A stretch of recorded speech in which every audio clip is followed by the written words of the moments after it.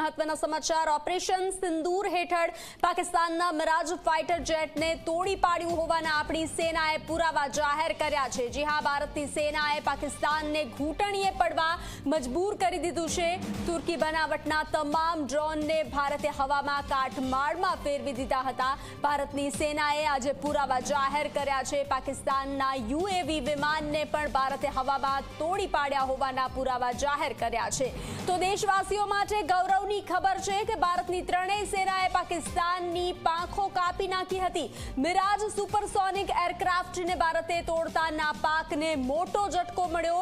તેના પછી તુર્કીના સોંગર ડ્રોનને ભારતે વીણી અને પાડી દીધા હતા। તેના પછી ભારતે પાકિસ્તાનના અનમેન્ડ એરિયલ વ્હીકલ એટલે કે માનવ રહિત વિમાનોને તોડી પાડ્યા હતા। આ ઉપરાંત ભારતે પાકિસ્તાનના 13 સૈન્ય ઠેકાણા પર મિસાઇલથી સટીક હુમલા કરતા પાકિસ્તાન ફફડી ઉઠ્યું હતું। એટલું જ નહીં, ભારતે કરાચી અને ઇસ્લામાબાદમાં હુમલા કર્યા હતા, પણ ભારતીય સેનાએ પુરાવા જાહેર કર્યા છે। તેના પણ પુરાવા જાહેર કર્યા છે। આ ઉપરાંત ભારતે લાહોરની હવાઈ સીમામાં ઘૂસી અને પાકિસ્તાનની રડાર સાઇટ પર પણ હુમલો કર્યો હતો।